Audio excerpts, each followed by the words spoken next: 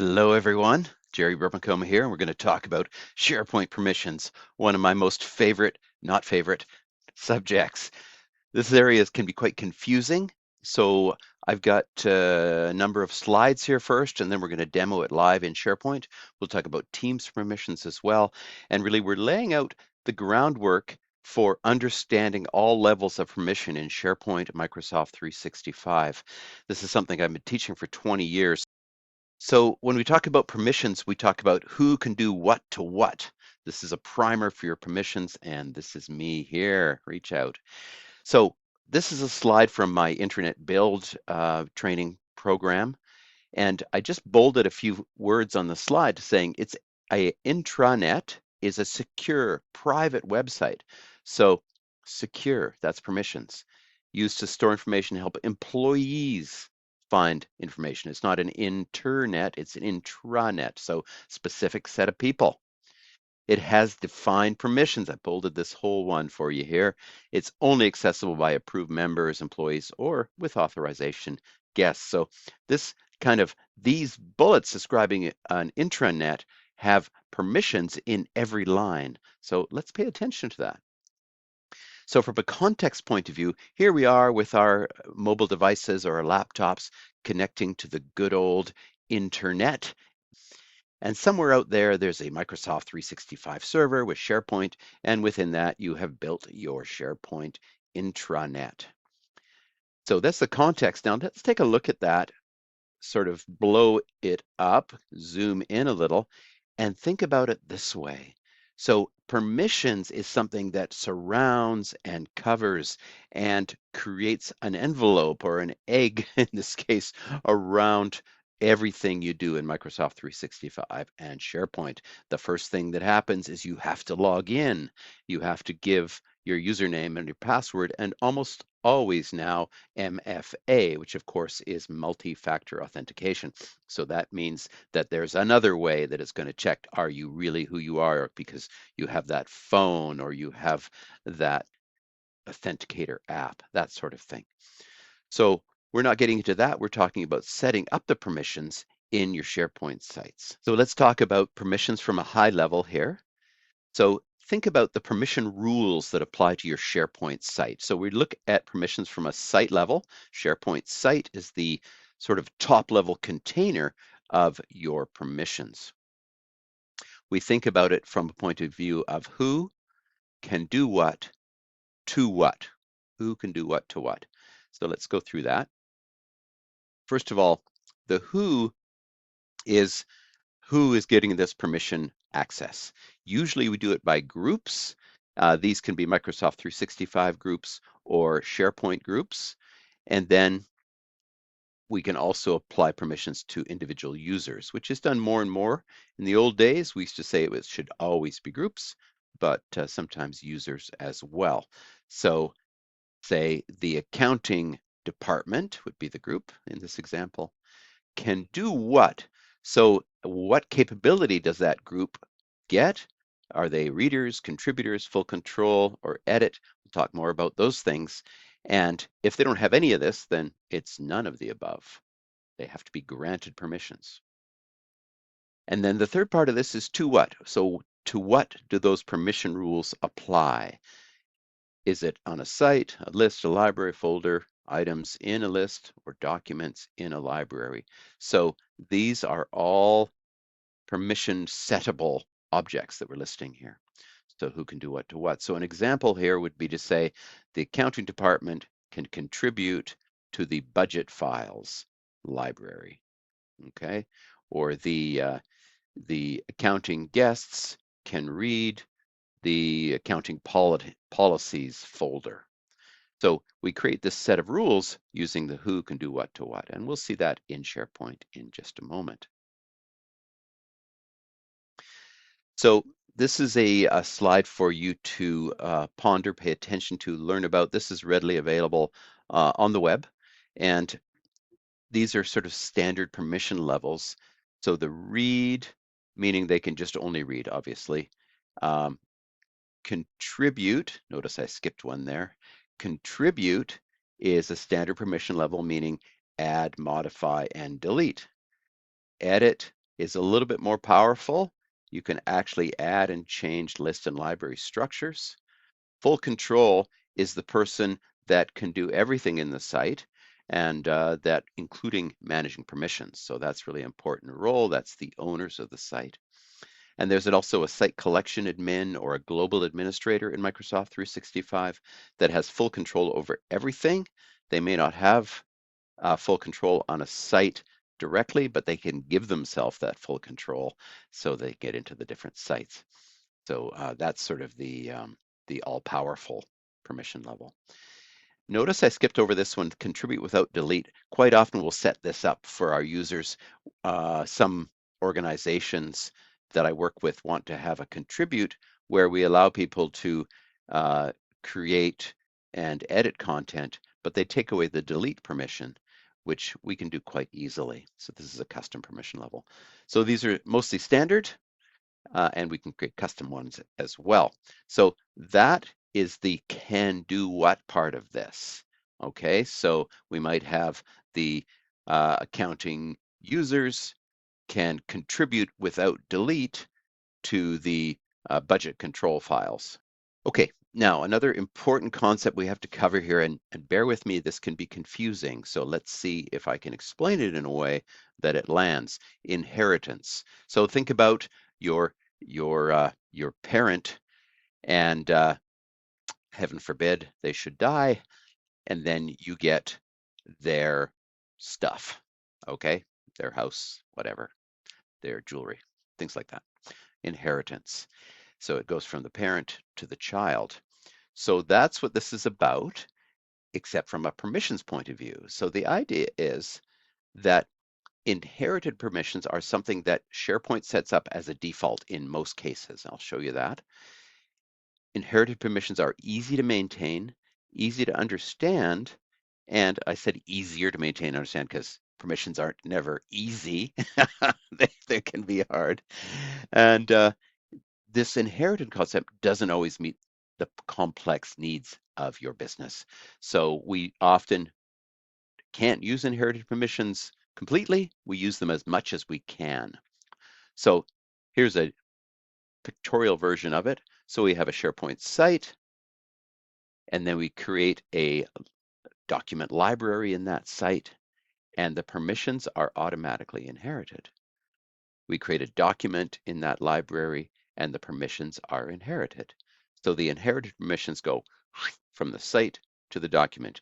In other words, any permissions I set here are exactly the same here, are exactly the same here. That's what inherited means, that I set it in one spot and it's set everywhere.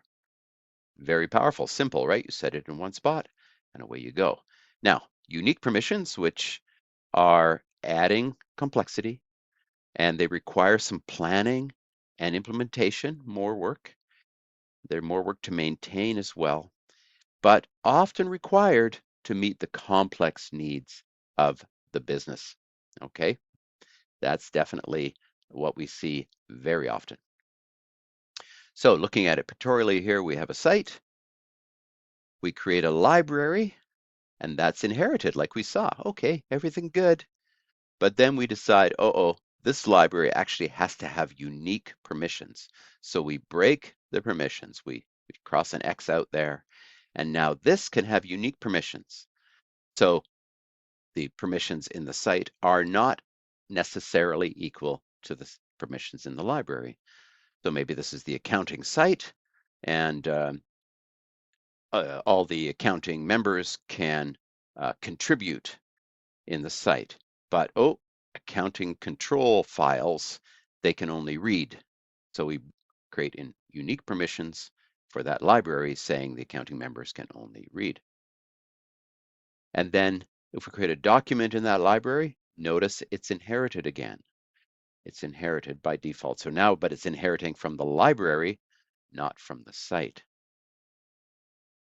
And of course, we could make unique permissions on this document as well.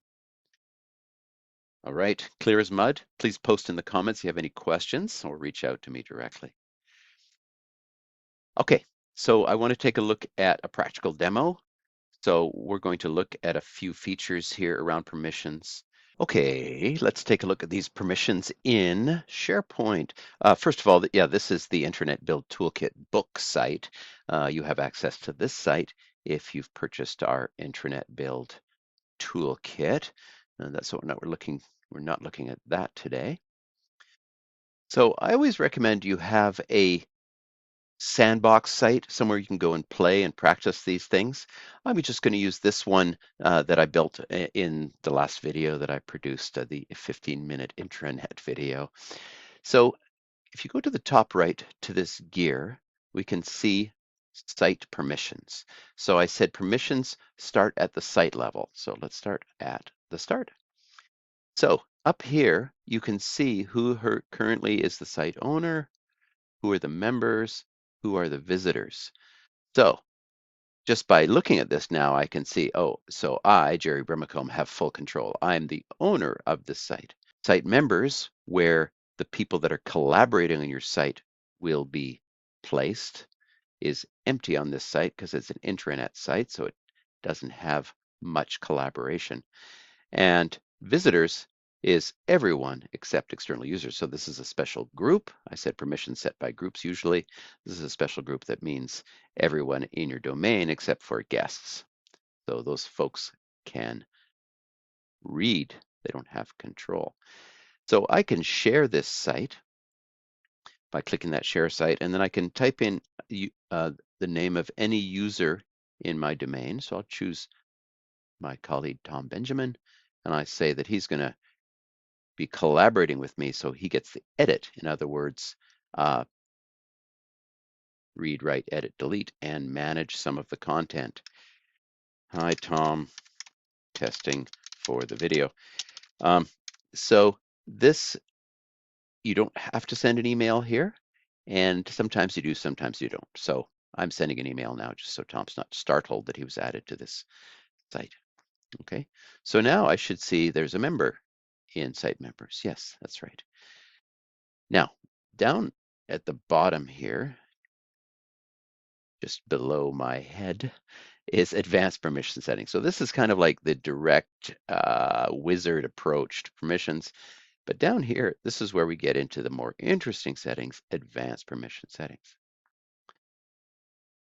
Okay, so this is the advanced permission settings screen. I want you to familiarize yourself with this screen. So remember we talked about who can do what to what in our SharePoint sites and all the objects within them. So here it is on this screen.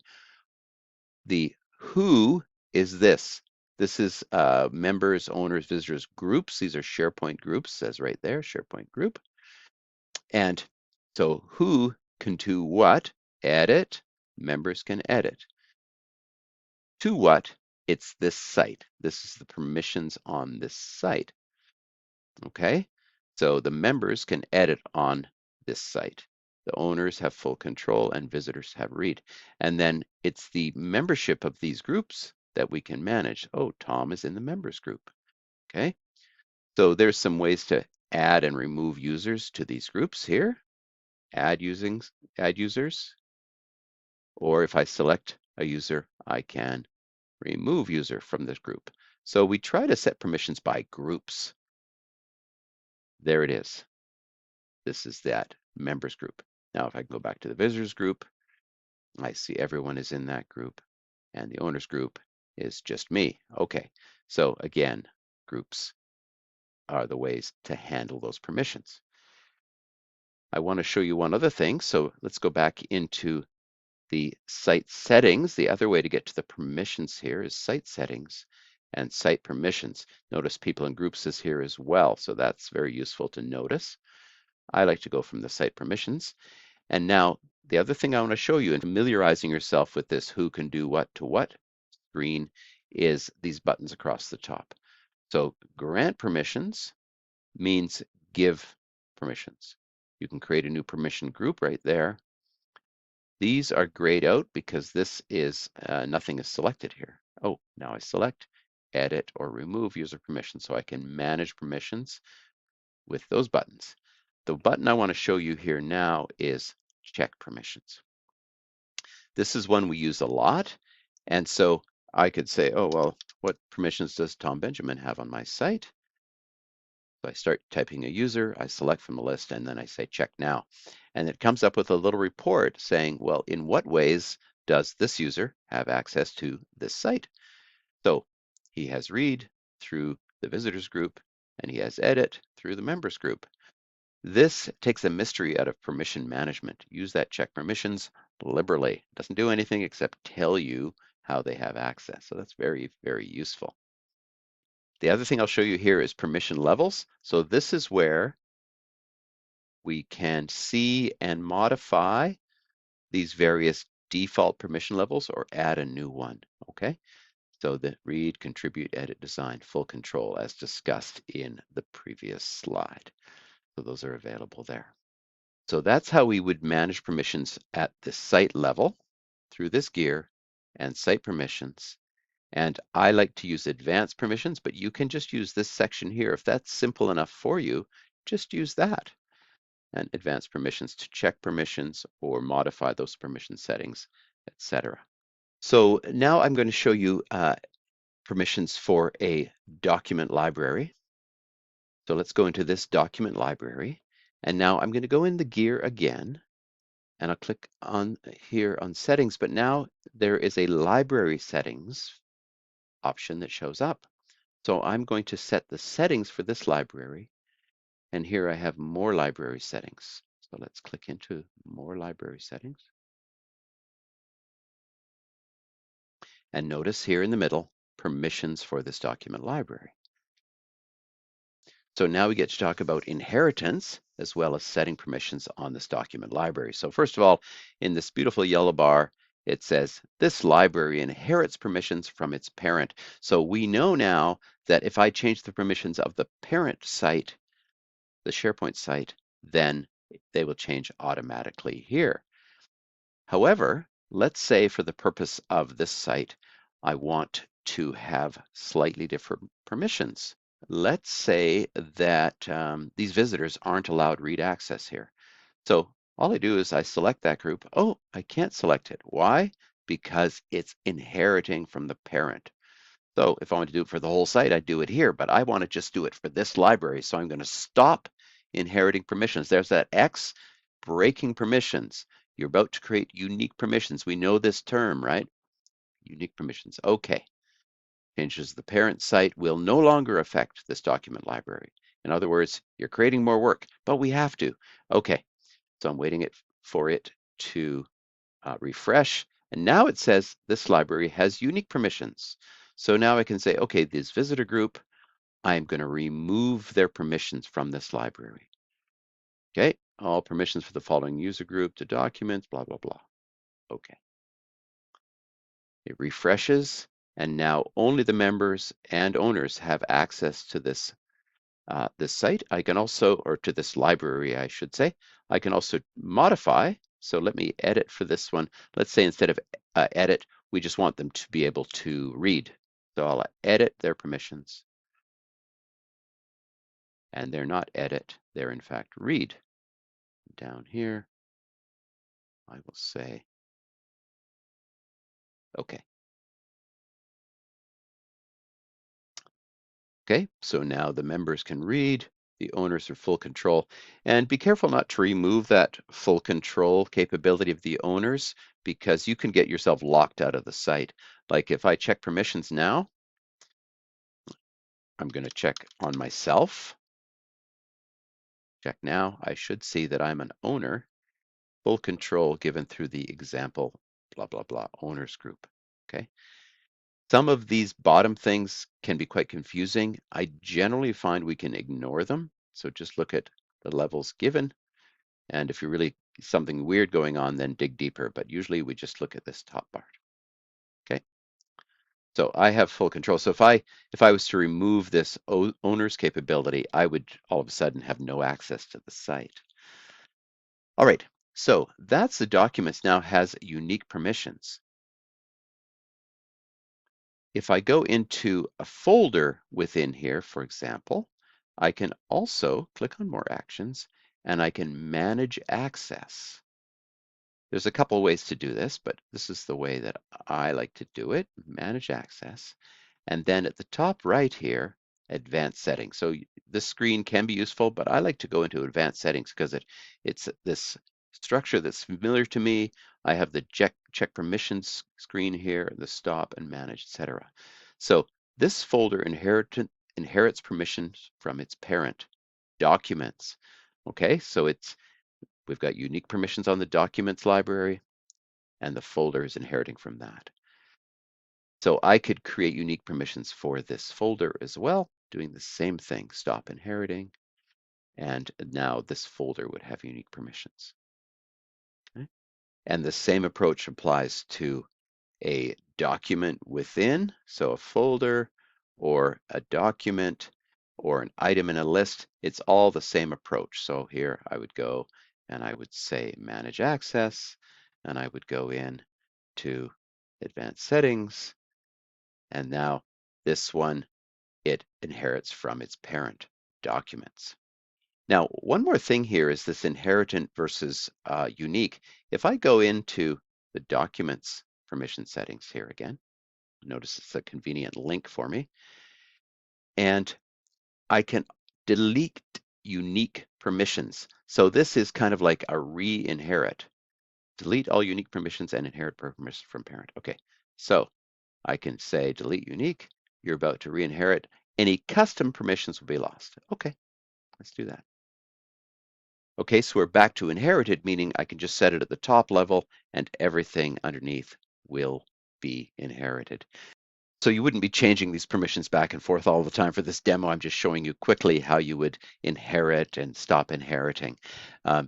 Really what we do in practice is actually to design the whole permission structure with consultation with the clients and the users, decide what needs to be set where, and then we go ahead and apply them to the site. And usually that's done once and left, maybe some tweaks over time. But this inheriting and unique and back to inheriting is not normally done that way. The last thing I want to show you here is applying permissions to individuals rather than groups. So if I'll stop inheriting, I'll do this unique again here. I'm going to grant permissions, and I can start typing a group name here. I believe I have a group called finance. No, I don't. Okay, let's use the everyone except external users. This is a special group that means everybody in your Microsoft 365 domain except for guest users. So sharing everything in this folder, yep, even subfolders, yes, I'll keep that. And I won't send an email invitation because it's going to everyone. And I like to use the contribute permission. It's a little bit less powerful, a little bit less dangerous than edit. So when I share now, it says shared with everyone. I just need to refresh to see that. Okay, so everyone except external users. Now I could also grant permissions for a particular user. Let's go with Tom again. There's Tom. Show options. Don't email him. Let's give him the edit permission because Tom is very skilled. Okay, refresh again. So I'm building up some unique permissions at the library level here. It's not affecting the site level. Let's go back to the home page, the top level of the site, and let's look at our permissions up here again, just to verify that. Boop, site permissions. And again, I'll go into advanced just to have that quick look. Okay, so now it's same thing, members, owners, visitors, edit, full control, and read, but some content on this site has different permissions for what you see here. Show these items. So this is kind of cool because it shows us, oh, documents, that's the one we've been playing with. Invoices, that was from a previous time, but I can actually go in and manage permissions directly from here. So, oh, invoices, that was supposed to be, okay, just the owners, that's fine. Delete so you can modify those permissions now. So that's the basics of permissions, slightly more than the basics actually. Let's talk a little bit about permissions in Teams. So Microsoft Teams, of course, has a SharePoint site attached to it. Every team has SharePoint, but in Teams, it's also owner, member, and guest. The owners in Teams, they can add a room of members, add guests, change team settings, and handle administrative tasks. The members are the bulk of the people in your team, so most people are members. They're collaborating, chatting, managing files, all that good stuff. And then guests are people outside of your organization. So this is a key distinction. The guests are not part of your organization. So if they're part of your Microsoft 365 domain, they have a login, they're either owners or members in a team. And permissions are applied to a team site level. So this is a SharePoint site attached to the team. When I apply these permissions in Teams, they are applied in SharePoint. Unless you have a lot of complex permissions, that can be a great way to manage your SharePoint sites as well. Just use team sites. If you do need unique permissions for lists, libraries, or folders, you can do that in SharePoint. And of course, Teams respects that. Everything goes through that permissioned gateway. And if you really need some granular permissions in Teams, you can use private or shared channels. When you add channels to Teams, you can set them up as private or shared, and those have unique permissions, just like we saw unique in the document library. A quick slide of my SharePoint and practice books. If you haven't got those already, you can go to this address, lightlever.ca/books, or they're available on Amazon as well. That's your permissions overview. I hope that's useful for you. Please post in the comments with any questions or reach out to me directly. Always happy to hear from you. And subscribe and like and all that good stuff as well, please. All right. Bye for now.